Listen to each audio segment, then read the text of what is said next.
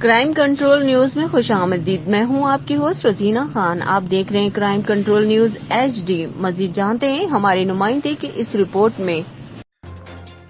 جی ناظرین، دنیا بھر کی طرح مروٹ میں بھی جشن عید میلاد النبی 12 ربیع الاول کا جلوس علامہ ممتاز احمد چشتی صاحب کی زیر قیادت بہت ہی پرامن طریقے سے نکالا گیا، جو کہ مروٹ کی مرکزی جامع مسجد رفیق الحرمین سے صبح 9 بجے جلوس کا آغاز ہوا اور اپنے مقررہ راستوں سے ہوتا ہوا واپسی پر 326 اڈا میں صدر جماعت اہل سنت حضرت علامہ مولانا منیر احمد نوری صاحب اور حضرت علامہ مولانا سراج الدین صدیقی صاحب کی زیر سرپرستی عوام نے عشاقہ نے مصطفیٰ کا بھرپور استقبال کیا اور چند لمحات 326 اڈا پر ذکر مصطفیٰ بھی کیا گیا اور 11 بجے چک نمبر 319 HR کی جامع مرکزی مسجد میں اختتام ہوا اور جلوس کے فوری بعد حضرت علامہ مولانا مفتی قاضی فضل احمد صدیقی صاحب اور الحاج طالب حسین کی زیر صدارت حضرت علامہ مولانا مفتی محمد اقبال دستگیری صاحب اور حضرت علامہ مولانا مفتی محمد مستقیم چشتی صاحب اور دیگر جید علماء اہل سنت نے نبی کریم کی ولادت کا تذکرہ کیا اور مروٹ کے معروف ثناخان مصطفیٰ محمد جمیل قادری نے نکابت کے فرائض سر انجام دیتے ہوئے نعت مصطفیٰ بھی پیش کی